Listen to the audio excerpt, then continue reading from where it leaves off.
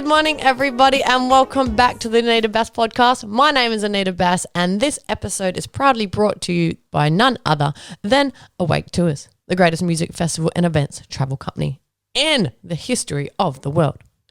So today, I get the absolute honor of interviewing and chatting with one of the most influential business people in my life, as well as one of the most accidentally funny humans on planet Earth.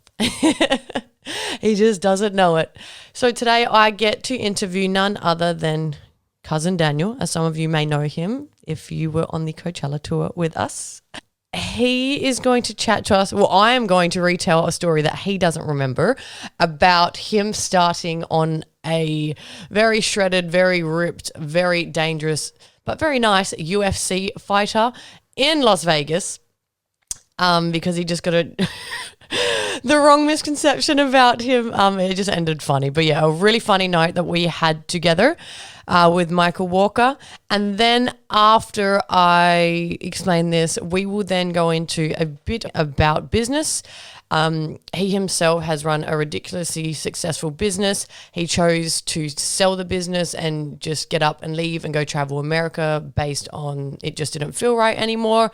He is one of those people who just finds a way to make money anywhere, anyway, anyhow. We are going to get Daniel on the phone now, who is currently in Texas, in America, and about to actually have a baby, which I think I am solely responsible for, because if he didn't come on tour and if this funny UFC fighter story didn't happen,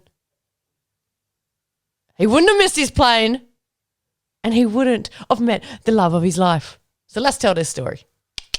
Alrighty, hey guys, as promised, I have cousin Daniel on the phone. Daniel, are you there?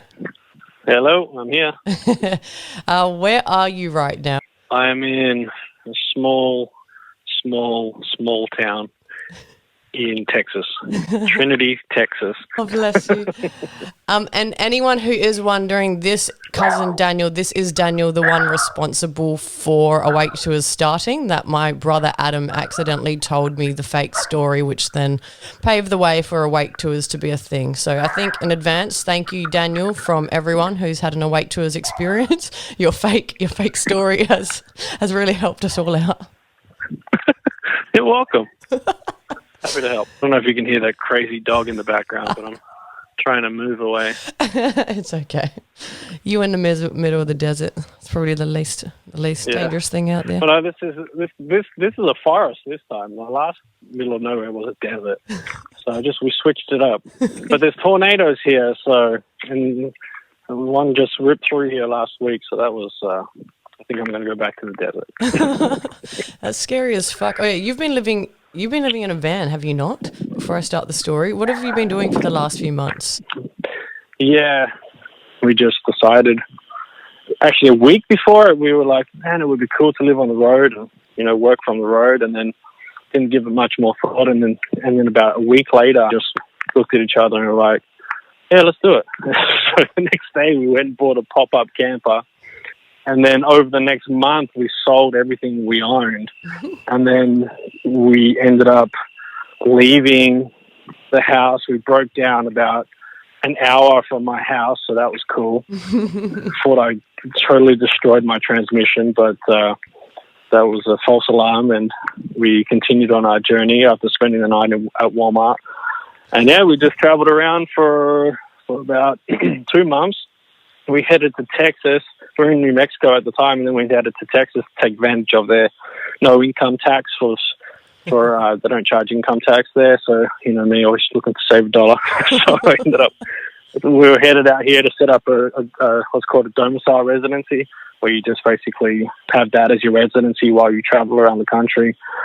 And my car broke down again in this place we are now at, which is Trinity. And this time it was much more serious. And at the same time, we found out that we were pregnant. Oh my God. So we were kind of just like, well, I guess we're staying here. So the next day, yeah. So we found a house the next day, and here we are. Oh my God, I love it. It's such Daniel fashion. You're like, yes, good enough. We slept at Walmart, and this is okay. Also, oh my god. Yeah. Well, yeah, exactly. well, I'm glad you're safe. Fun times. So the story that I'm going to tell, and Daniel can interrupt at any moment, but he probably has no need to because he probably doesn't remember this, took part. So, well, it first began with, it was the Coachella tour, and I had told my brother he should come for his 21st, and it was this big thing. And at the time, he and Adam, they're still great mates, but they were hanging out pretty much daily, and he had convinced Daniel to come. And so Daniel was just like, oh yeah, that's cool, I'll go. And so it was a few days before Adam's actual 21st in Perth, and we had decided to go wakeboarding down at the local wakeboarding park, and Adam just didn't do a third lap around the park. And my friend was like, where's your brother? And we're like, I don't know. And then the next thing, we see all these people rushing, and my friend was like, I don't want to alarm you, but they're your brother's shorts. And I was like, no, it's not. And then long story short, he ended up breaking his leg tremendously, which is really, really sad. And I won't go into that. But because of that, he obviously couldn't come to America. So I spoke to Daniel, and I was like, Daniel, you still going to come? And he was like, I don't know. And I'm like, it's going to be the greatest thing ever. There's 180,000 people. They're all around you. It's a big festival. And Daniel said, that sounds like torture. I'm an introvert. That sounds like the worst thing ever. I was like, no, you'll have fun. Just come to Coachella. So he ended up coming. It was amazing. He had a lot of fun. Everyone loved him. They had a great time. And so tour had finished. We were in Las Vegas. And then my friend Michael Walker and I decided to go to the Diplo pool party. Daniel was at home. He was not coming out. He was not drinking because the next morning he was going to get a flight to meet his granddad, who was a pastor at the local church, wasn't he? And you hadn't seen him since ever. So he wasn't going to come. So Michael and I lined up. The line was massive, so it was probably about 2 hours. We got into there. There was nowhere to sit. If you haven't been to a Vegas pool party, you actually physically can't sit anywhere besides in the water. You can't sit on a ledge or anything. They make it that way because you need to buy a table, which are thousands of dollars. So Michael and I went in. We were walking around. There was nowhere to sit. We went to the bar, bought a $50 Red Bull vodka, and we just decided that that wasn't a good experience. So Michael was like, I'll transfer some money over from my house fund and get us a table. And I was like, do not do that. You do not need to do that. And he's like, no, it's okay. We won't. And we're walking around a bit more, and I just see him on his phone. I was like, what are you doing? He's like, we're doing it. I'm like, you're not taking it from your house deposit fund. He's like, it's too late. I've done it. And then he spoke to one of the guys, and we ended up getting one of the front tables at Diplo. It was amazing, but we had just gotten there. And so we called Daniel. We're like, Daniel, come here now. And he's like, no, I'm not drinking. I'm not going out. And we're like, Daniel, get here. We have a table. We have too much alcohol. Like, there's enough for 10 people at this table. You need to get here. And he's like, oh, all right, I'll come, but I'm not staying out late and I'm not drinking too much. Like, okay, that age-old fucking quote. And so, and so he rocks up. He rocks up, and we're drinking, and of course everyone's trying to talk to us and get on our table, and like the boys like, oh, these girls giving us attention. It's like, no, they want somewhere to sit and they want the drinks because the drinks are expensive. Michael was loving it, and then Michael ended up walking off, and he just never came back. And long story short, he actually ended up getting kicked out by security, but Daniel and I didn't know that because we thought he'd found a girl, so we didn't try to look for him, nor did we care because we were just like, oh, he's fine, good on him, like we won't go annoy him. Little did we know he didn't get to take advantage of the pool party, of the house deposit shit that he had just paid for. We was dancing, having a good time. The pool party see, Daniel's remembering a bit, but the pool party finished, and then we just see Michael like a towel around him just come in hell stern, and we're like, oh, where have you been? He's like, sitting at the front on the step. I'm only allowed back in to pick up my passport and my bag. I was like, are you serious? Oh. We're so sorry, we didn't come look for you. He's it's okay. And so we leave, and then Daniel goes downstairs actually to go gamble, and Michael and I were inside the room just talking shit, listening to music. I decided that we were all going to go to Hakkasan that night, so we probably had 5 hours to kill. We just sat and talked shit. Daniel comes up, starts talking shit, and he's like, I don't want to gamble ever again. Like, I haven't gambled in a few days. I'm like, what do you mean? You've just been down there gambling. You're like, no, I haven't. Like, you were so drunk, you actually couldn't remember, but it was just, it was funny. And then, so we went to the room, have videos, which I may post of this, but it's just you and Michael, you're just so drunk, laughing with each other. It was hilarious. We managed to dress ourselves somehow and get presentable enough to go to Marquee, one of the top clubs in Las Vegas. And to preface this, Daniel isn't a person who fights in any way, shape or form. He's the most lovable person, and this all kind of eventuated from, it was just a joke, but it's just a funny story. So we were waiting outside Marquee nightclub, which is in the MGM Grand, and one of my friends was there, and then he was with Uriah Hall, a UFC fighter who I also post photos of with this clipping. So yeah, as I said before, he was a shredded, dangerous man at the time, and Uriah was there and he was fighting. So he wasn't drunk at all. He was completely sober. And so Daniel was just like kind of just staring at him for a while, and he was shredded and he was wearing a quite tight shirt, and then Daniel was just like, look at you, big boy, huh? And you were just like tapping his muscles, and you're like, look at you, huh? And kept like hitting him, and he was like, yes, like he was so humble and placid. It was hilarious. And then he was like, yep. And then you just like, no. What do you do? And then somewhere in that, me and Mike would say bounty hunter. I don't know if that was the thing that came to your mind, but can't remember if that was a conversation. But in your mind, you had decided once you'd heard from somebody, you don't remember hearing UFC Fighter, but somehow in your head you had gotten that he hurts people for a living or kills them, and that is not okay. No, I remember. That's what you told. That's what you told me. That he hurt people for a living, and I must have just linked that up with he's a bounty hunter. In my ultra drunk state, just oh my gosh, that was bad. That's amazing. And then so Daniel's like. And then your tries talking to no. I want to know what happened to you as a kid, which makes you think it's okay to hurt people. I'm going to tell this fucking story. To tell people, and he's just like, yep. And he obviously thinks, he's a fucking world-class champion UFC fighter. And so he's just like, yep, like, oh, this heckler. And you're like, no, like, what happened to you? And this goes on for like, a while, over 5 minutes, under 10 minutes. And I was like, Daniel, it's okay. And I'm just talking to Uriah like, oh, so anyway, and you're just like, nah.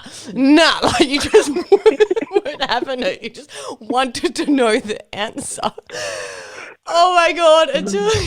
But you just kept saying, like, I don't know what happened to you. Like, I want to know. You're like, nah. And then I stopped and Daniel, he's not a bounty hunter. He's a UFC fighter. And you just like, oh, sure, sorry, bro. And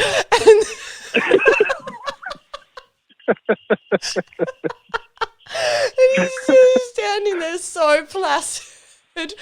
Oh my God, so placid, so ripped, so sober.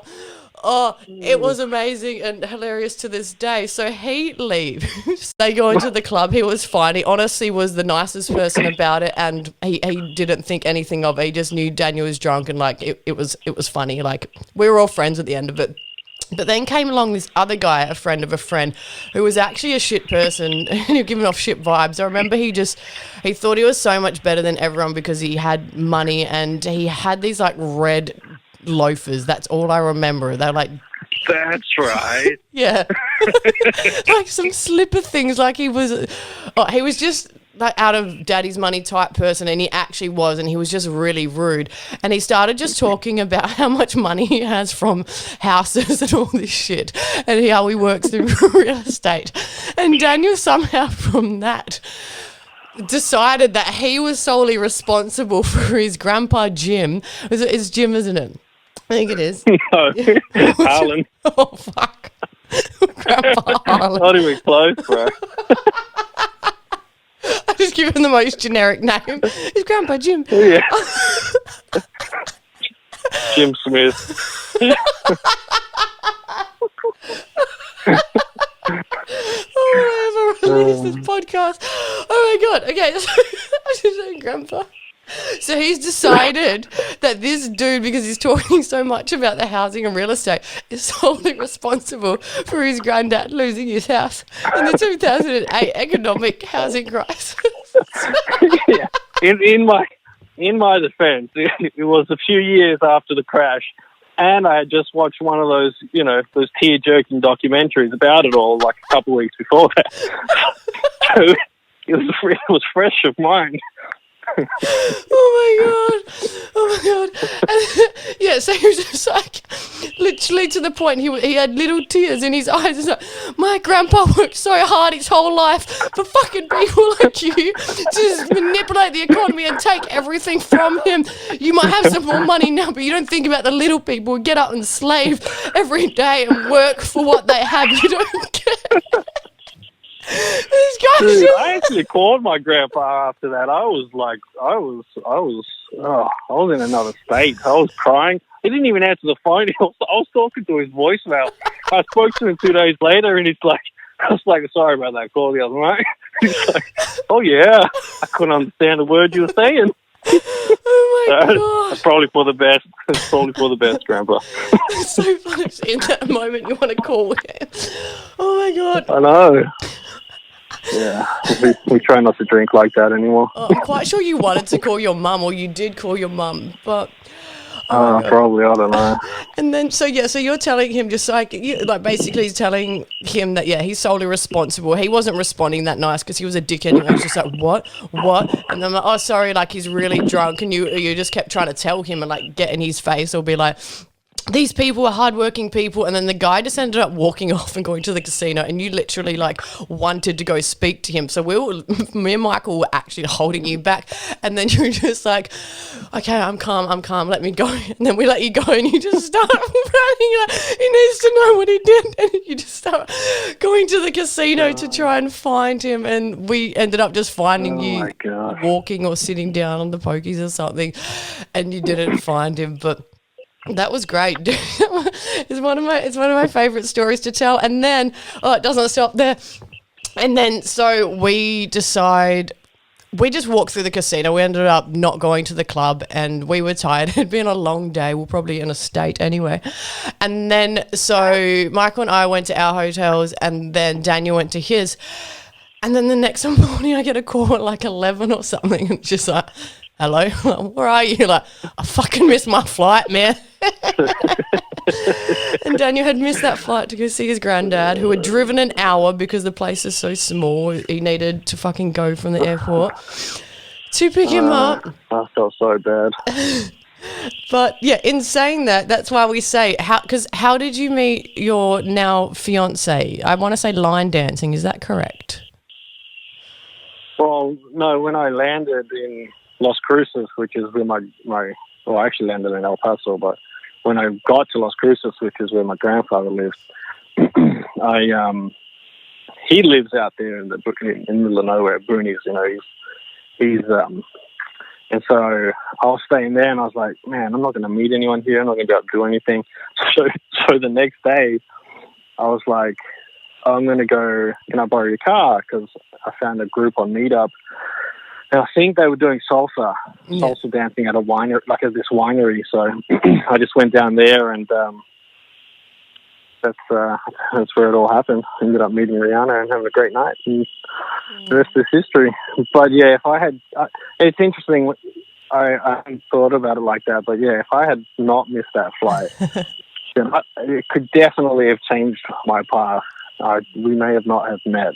So thank you. Thank you for the peer pressure and the amount of alcohol. It's paid off in the end. And now they're about to give birth to a baby in the next couple of weeks. Oh yeah. my God! Imagine if you didn't come because of Adam, my brother. That's another thing. So Adam's changed both of our lives indirectly. He's really, he's not thanked enough really for his dumb decisions which have led us to where our lives are. All right. So I have told the people, and I think that you are one of the biggest business inspirations to me, and you definitely have been to a lot of people. You started your own business from scratch, and that was very successful. And I want to know what your biggest struggle was when you were first starting your business. Biggest struggle for me was definitely my finances. I had a gutter cleaning business. My first successful business was a gutter cleaning business, and I was making good money, you know, like $500-600 a day, and it was cash.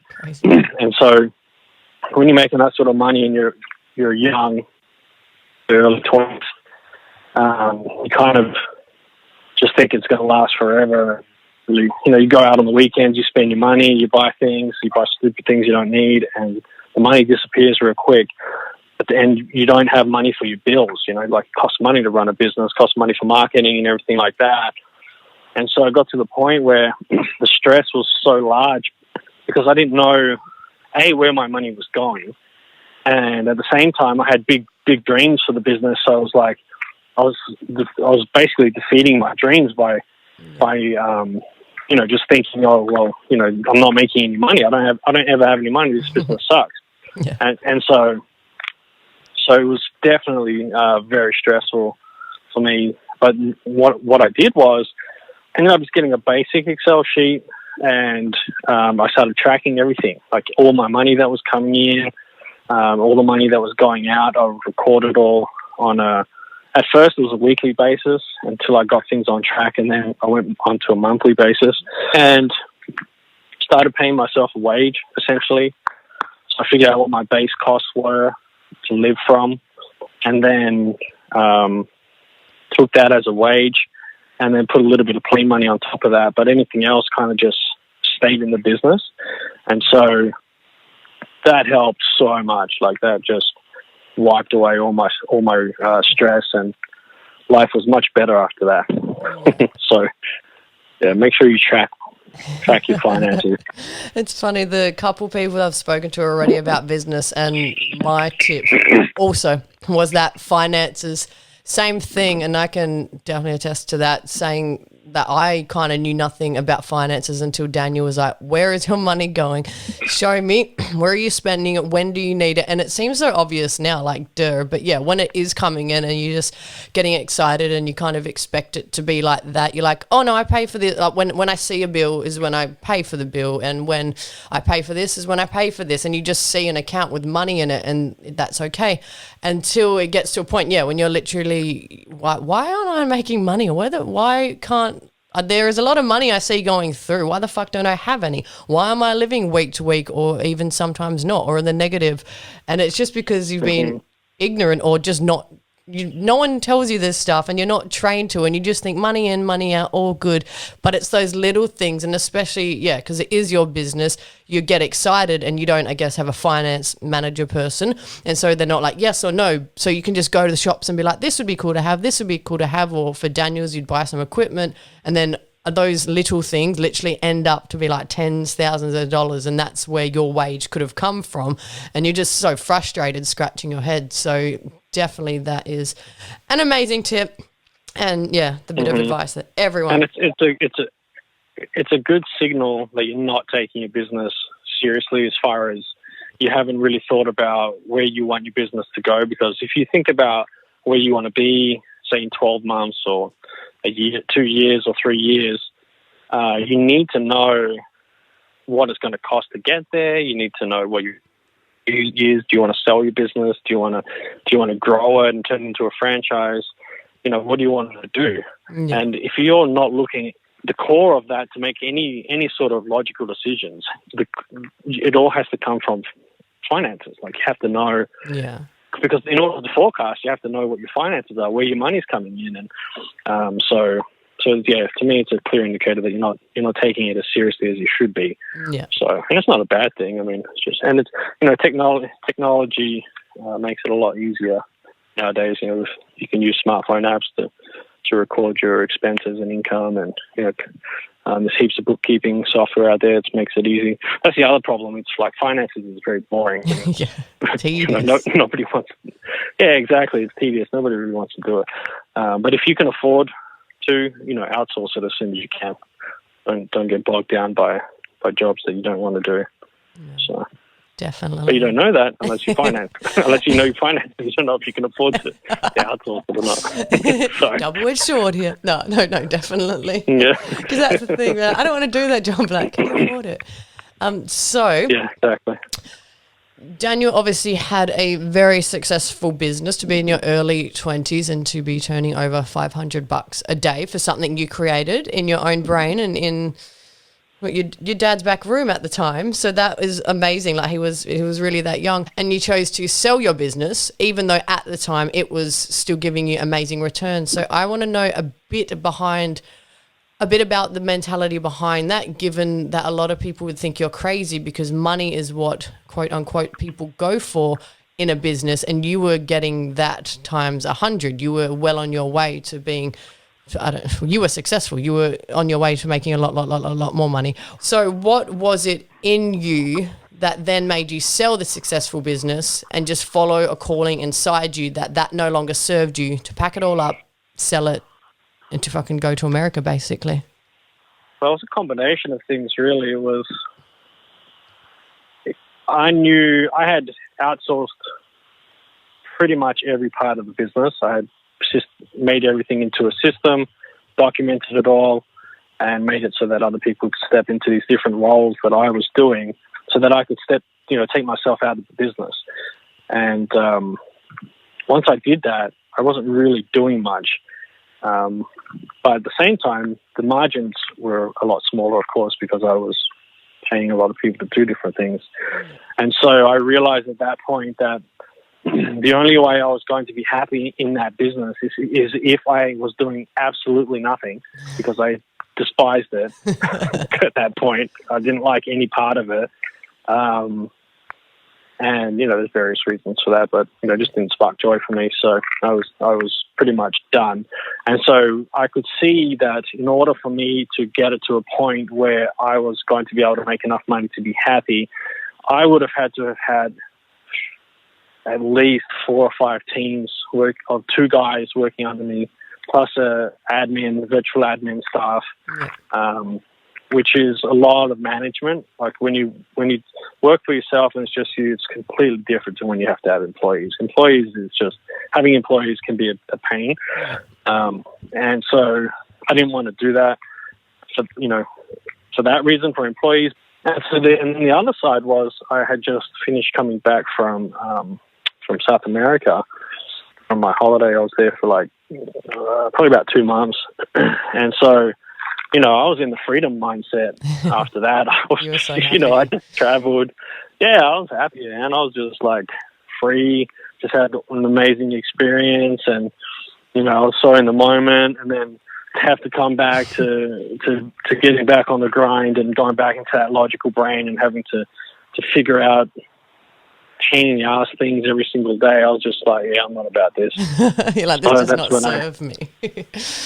Right, exactly. And it wasn't it was, make the decision, sell the business the next day. No, it was I had to get it to a point where it was, I had to get to the point where I could sell it. So I had to document all my systems.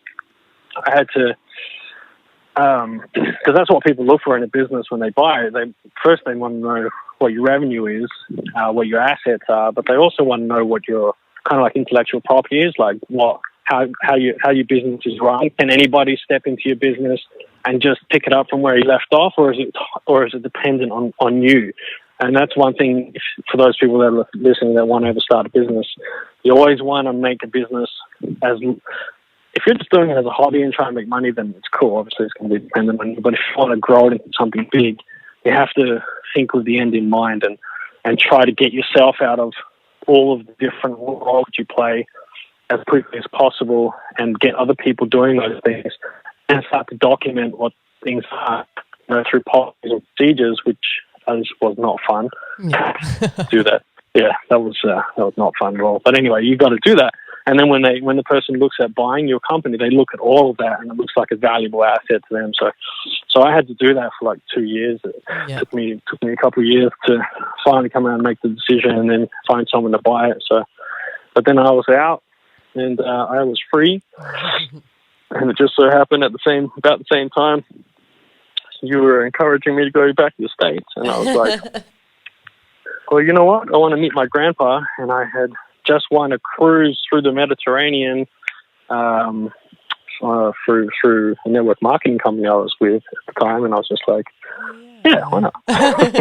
It's been so fascinating to watch you work, Daniel, because you just do not like working for anyone. Like, you will do anything before you work for anyone if you can help it, and if you can avoid it. I remember when we did our own funny interview, that Pericast thing, which is actually on YouTube still and it gets views, and it's just me, my brother and Daniel drinking wine, thinking we know a lot to talk about, and I haven't even watched the whole thing back because it will make me cringe. But one of the things that you say there, which is funny and I can completely relate to, you just like, this is me when I start a job. Day 1, I'm the best worker. Day 2, I'm 5 minutes late. Day 3, I'm not coming. It's so true. Oh my God. And that's you. And it is. And you're just like, oh yeah, optimistic. You're like, oh fuck this. And you're like, I'll figure out how to make this and sell this and go here. And this person might need this. And if they don't, I'll convince them because I can do it for, like, I've just never seen anyone just like, nope, there's a way. And you have found ways. It could be its own podcast series itself. Oh my God.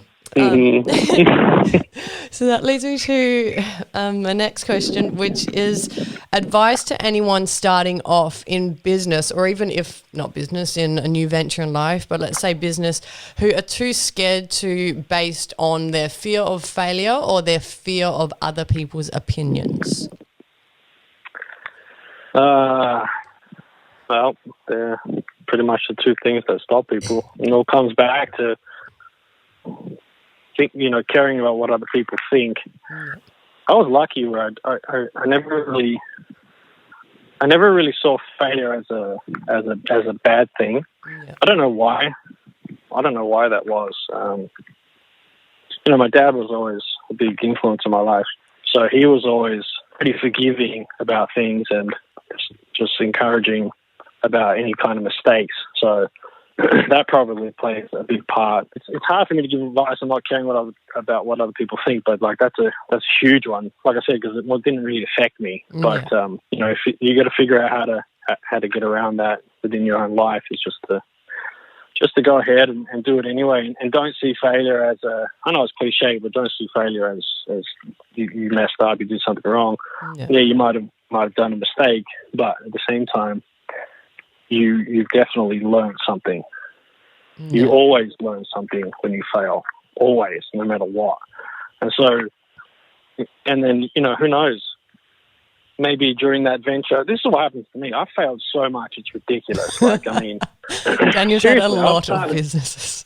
Oh, man, like got to a point where it was like almost on a weekly basis, but no. Oh, literally. But it was just, yeah, I know. No, when I interrupt you, when Josh, who's Daniel's brother, moved to America to help him with another one of their ridiculous but absolutely successful businesses, I was like, Josh, how is it? And he's like, oh, it's good.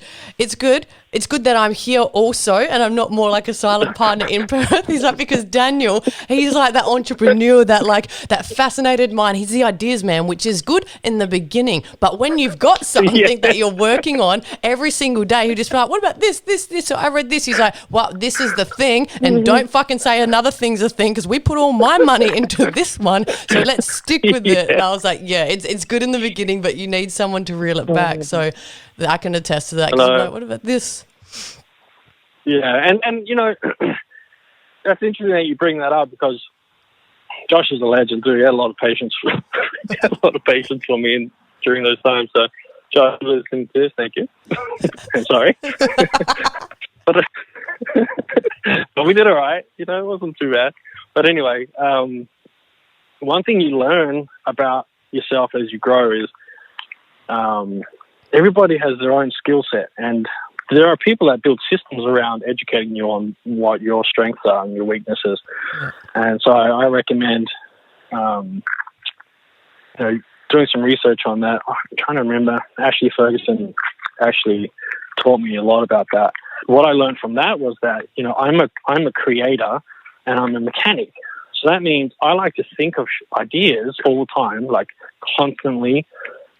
I will think of like 10, 15 different ideas throughout the day, different tangents and rabbit holes that I could go down, and business ideas. I just see opportunity everywhere. Yeah. And so it can be a good thing and it can be a bad thing. And when you're young, it could be seen as a bad thing because I'd go and do different things, jump onto different boats.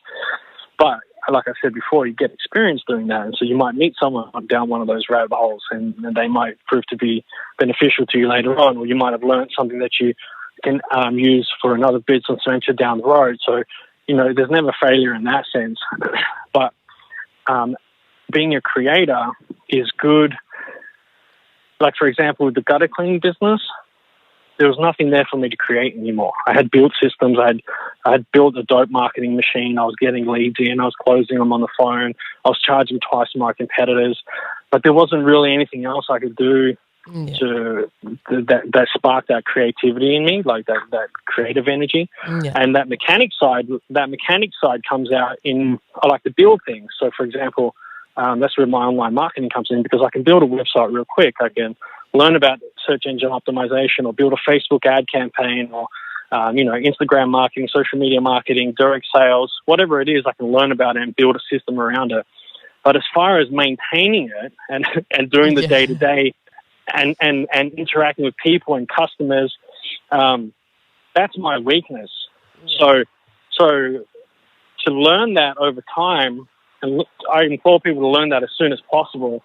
This will take some time to learn that about yourself, because the sooner you learn that, the less you'll beat yourself up. And going back to your original question, that'll help you to get started and to feel confident about moving forward. And it doesn't mean to say that, I'm just going to start a business and 5 minutes into it, I'm going to say, screw this. I'm going to go and find someone to deal with the customers and do the hard work, do the day-to-day running of it. Yeah. You're obviously going to have to do that at the start. But just because you don't like doing it doesn't mean that you're not fit for business. It just means that you don't like doing it. This is not your strong point. Maybe you're a creator like me and you like to come up with ideas. That's great for marketing and for looking at different products to add to your product line, or different markets to hit. You can add your strengths in different areas in your business. And so if you can recognize that earlier, I think you'll be less hard on yourself when you lose the energy because you have to do, say, financial work or bookkeeping or something like that, So understand. Yeah, so I think that's probably a really good point, is just to figure out what your strengths are, and more importantly, figure out what your weaknesses are, and don't beat yourself up about it. And the thing is, I feel like the thing to get around worrying about other people's opinion is confidence in yourself. And the way you get confidence in yourself is through experience and through learning about yourself. So if you can learn what your strengths are and you learn what your weaknesses are, you get all the more confident, because you know more about yourself, basically. Yeah. And the other thing is, if your mind always tries to play tricks on you. Yeah. Like those things that you don't like to do, like the finances, your mind will always find something else for you to do. For example, dishes become really attractive when your alternative is to sit down and do your bookkeeping. Cleaning your room becomes really, really attractive when its alternative is, I don't know, calling that prospect because you're too nervous. So it's like, one thing that I learned to get around that is, just practice overriding it. Just know that your mind's always going to do that to you. So just practice. If your mind tries to do it, just say, no, I'm doing it. And then just literally just sit down and do it. Just try to take your mind out of it. It's a lot easier said than done, but the more you can practice that, the better. Yeah, that's super, super important. And a very good point as well about the personality types, which I struggled with for so long as well. I now know the type of person, that I am and what I do and why I do it. And essentially, like, this is a random example and I'll loop it back around, but example, the gym, I'm a qualified personal trainer and I can train myself, but I know that I don't. And so I used to always be like, why do I always train with a coach? And I used to hate myself for that and be like, oh, blah, blah, blah, until I flipped it and were like, you don't love doing things for you. You love doing things for other people. So by you getting a coach, you'll get up at 5 a.m. because you don't want to let her down. And instead of getting angry at myself for that was the only way I'd train, I leant into that and be like, okay, if you know that's the only way that you're going to train, then you book those sessions even though you can, because I'd like learned the type of person or what is important to me. So coming back around to the personality type in business as well, as you mentioned, yeah, same thing, but you need everyone, like you need Josh and you need a Daniel inside your team, or at least to realize what type you are when you're creating.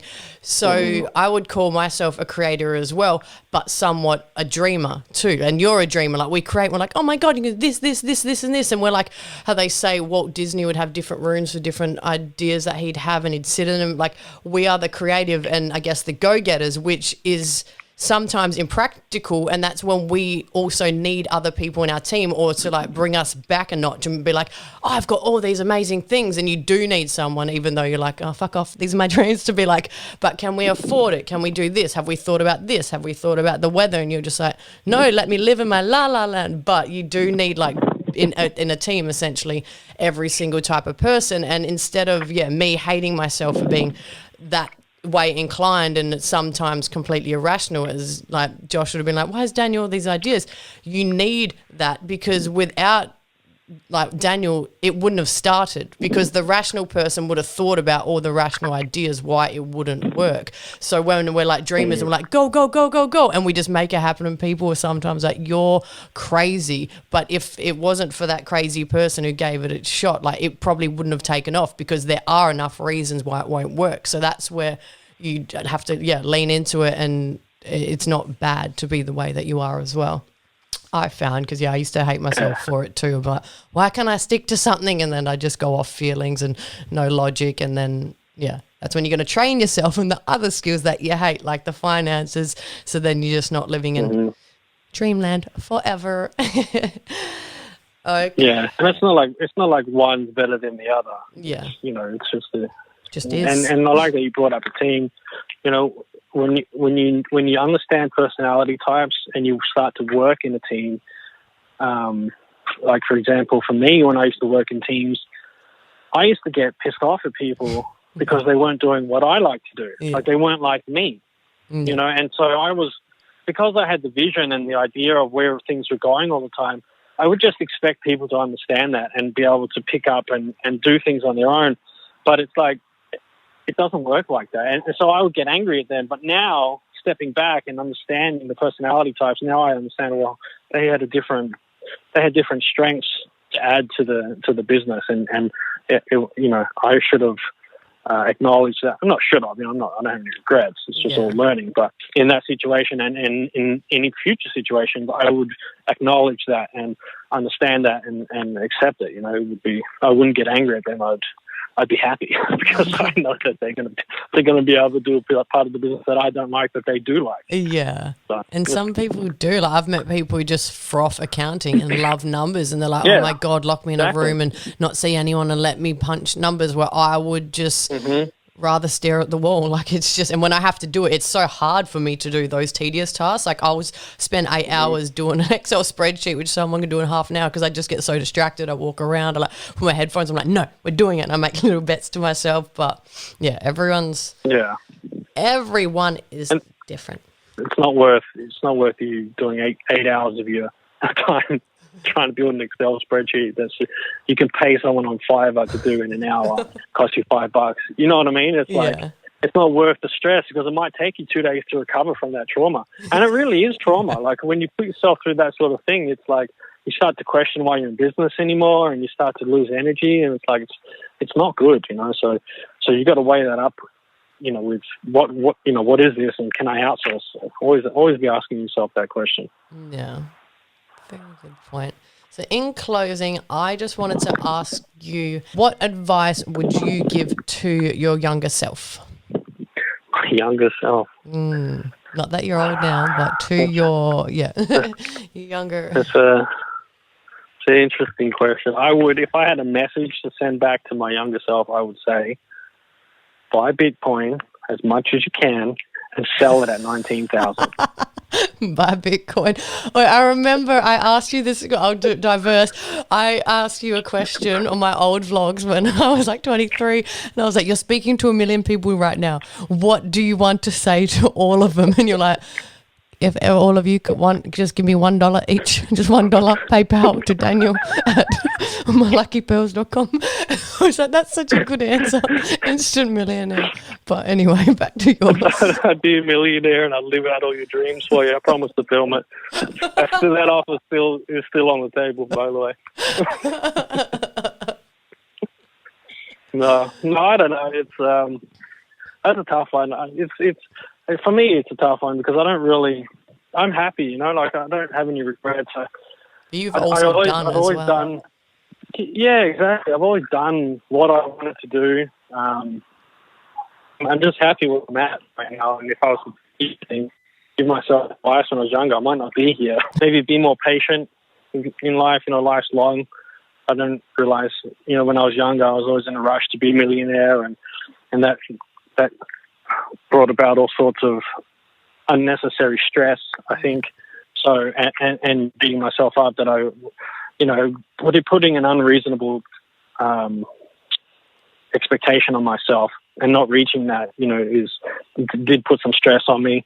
So maybe just to be more patient and know that life's long and not to beat yourself up, you know. Yeah, well, it's a long road. It is. Well, to two of those things. Number one, I think you can, even if it wasn't advice to yourself, I guess it could be to other people's selves, because you've always lent into everything, and you've kind of, even though you say you're introvert, you just do, and you don't put weight on much. Like, you're not like, oh, if I do this and what will happen, blah, blah, blah. You just do, and then it works, and if it doesn't, you just divert your path, and you do again, and you do again, and everything that you have actually put a lot of time into has been ridiculously successful. So, like, you just do. And so I guess, you wouldn't want to change your path, but to other people listening to this, just don't put weight on it. Like, even like, oh my God, how can you just move to another state or another country or what?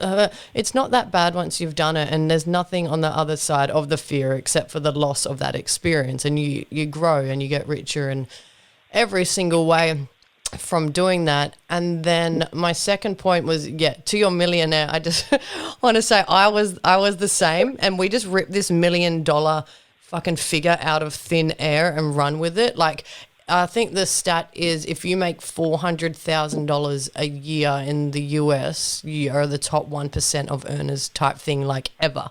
So if you're making over 170K in Australia, that's like the top of the top of the top of the top. And then to me, I was the same. I was like, I'm not, like, even with these podcasts or talking to people about business, $1 million was the figure I had. I can't speak until I have $1 million. I do not have the right to talk to anyone about business until I have $1 million. And then up until this year, I was like, well, would you change your advice, or would anything change between now and allegedly the day you see $1 million? And I'm like, well, no, it's going to be the exact same, and I won't feel any different because I've had money and I haven't had money, and and it doesn't feel any different in a day. So you can speak now. But I think everyone in business or even starting out, just don't think of $1 million, and I don't know why. But we were the same. I was like, I'll be a millionaire by 25. And when I wasn't, I was like, I'm a fucking failure. And then up until 26, I'm 27 now. And it was until February this year where I actually was like, settle down, because I still felt like a failure. And I was like, well, what did you want? I was like, I wanted to live near the beach, which I'm doing now. And I want to work for myself full time and do what I want and be able to travel. I'm like, you are doing that. And so stop ridding yourself of that happiness in that just because you don't have $1 million in your bank account. And plus, I can guarantee when you see that, it just would change to, oh, okay, cool, 2 million. Because that always happens. Oh, no, that's a very good point. Know yourself and know what it is that you truly want. It will help you save a lot of headaches. And a lot of unnecessary stress. Well, Daniel, thank you so much for your time talking to us out in the middle of absolutely nowhere in Texas. With the tornadoes. Honestly, I'm glad you survived the tornadoes. I'm very happy you survived Vegas. Glad you didn't get a spinning back kick from Uriah Hall, who I will upload the photo of him with this and everyone can see he is dangerous.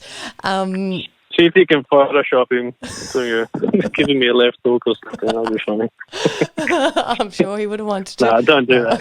He was sweet. He was so sweet. He was so nice and humble. He did it like, imagine if you got a dickhead fighter or someone who just had it, or someone who maybe wasn't a fighter who had an ego, they would just be like, what? Oh, yeah. I know.